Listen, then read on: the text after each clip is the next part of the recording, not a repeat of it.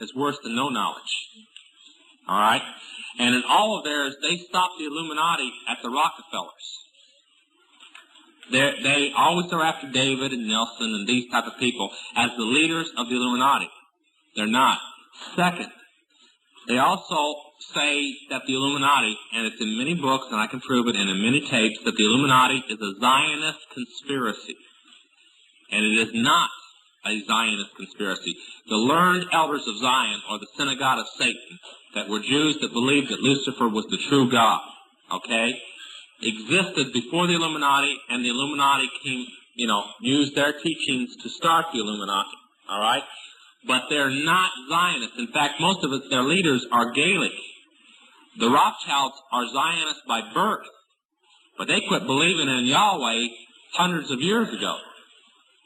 And Weishaupt had already left the Jewish church, had been a Catholic and a Satanist before the Illuminati was formed. And on. And they try to make the Rockefellers and everybody at one time a Jew, and everybody's changed their names to hide they're a Jew, and all the Jews are the evil people, and they lead the Illuminati.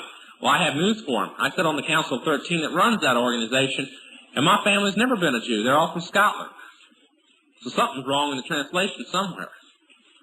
And I cannot believe that a member of the Council of 33, the second highest council within the Illuminati, can run an organization that exposes the Illuminati. It just doesn't make sense. And the other strongest thing, we'll let that one go. That's a little too strong for anybody around here. But all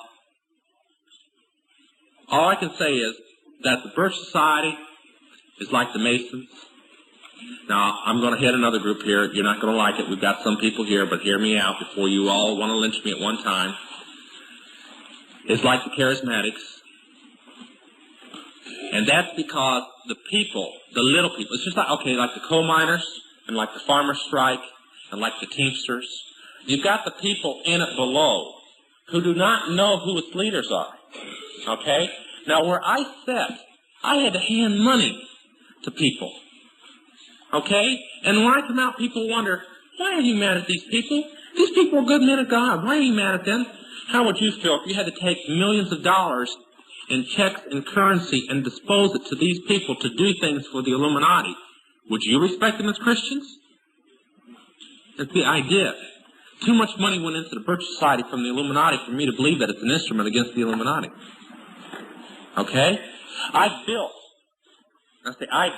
I saw $35 million in 2 years go into the charismatic movement to build the 4 biggest churches in the United States that lead it, plus the full gospel businessmen. I saw $20 million given to Demos Securian one night. I can't accept it. Okay? I'm not a member of the John Lewis Society, nor a defender, nor particularly excited about the John Lewis Society. I would say, for the record's sake, because I had contact with him, documented the Illuminati all the way through Rothschild. Okay. Wait a minute. Well, let me catch you up a minute. I wasn't going to give it, but I'm going to go ahead and give it.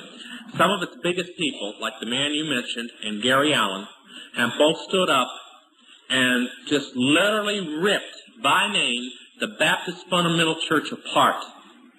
And have you ever seen the Blue Book of the Birch Society? No Christian can read that book and say that book is a Christian book. All right? And I've heard them stand up and say they're fools in the fundamental church. Okay? No, I cannot in any way. So let's pass over that one. I hit that, and I also hit a dozen other things at once. I'm going to get lynched by 3 different groups before I get out of here. Brother Todd, let me inject something, please. Yeah. Let's hold our questions to one per person. Yeah, really. We've got about 400 folks in here And tonight. everybody wants to ask me questions. After what I just said about the charismatics, I know they're going to want to. So let's limit them to one question. What's a charismatic? Okay. A charismatic, let's put it this way, a charismatic movement, the charismatic movement to the outside people is the movement that declares the speaking of tongues. Okay? That is separate from the Pentecostal denominations and churches. Most people do not realize that the Pentecostal churches are not part of the charismatic movement. In fact, many of them oppose it. All right? The charismatic movement in reality was one of 3 steps declared back in 1964 to do 2 things.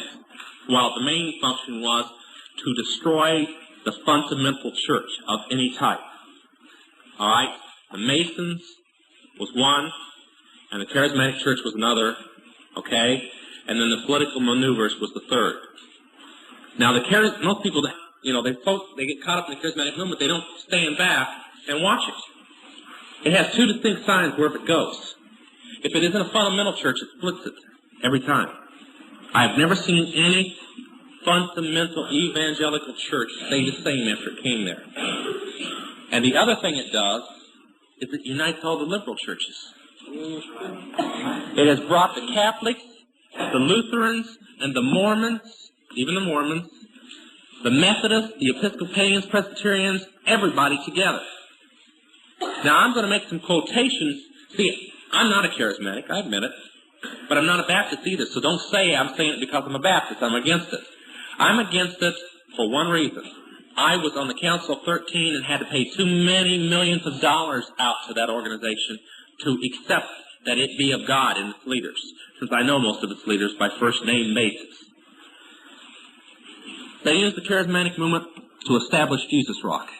I had to deliver a $4 million check that was the second $4 million check that Chuck Smith, that created Calvary Chapel and Maranatha Productions, received from the Illuminati. And he knew it was Illuminati money before you go out of here and say that he didn't. The purpose of it was to build Maranatha Industries and Productions, which started Jesus Rock. Back when the Christian church was preaching against rock music, not knowing why, but preaching against it just the same, and throwing it out the churches, that scared the Illuminati and the occult world to death. At that time, they almost thought their end had come. Because if that really happened within the Christian church would have the biggest mass revival of souls in the United States that this world has ever seen. That's the purpose for rock music, to make sure that that never takes place. Now, okay, let me finish all this, because it's long, before any hands come rushing up. When that took place, they got scared. So they got smart, they thought, and they built Jesus Rock. And you can take some of the top Jesus Rock songs, and you can play the same rock songs over here, and it's the very same tune with new words stuck in. Now, I want to give you a key that witches know about. Okay? The sign of the devil's music, as they say of Lucifer's music, is not the words. It's the music. The power is in the music. The sign of Christian music is not the music. It's the words. That's why one song written by a group will catch on and will bless Christians' hearts, and others won't.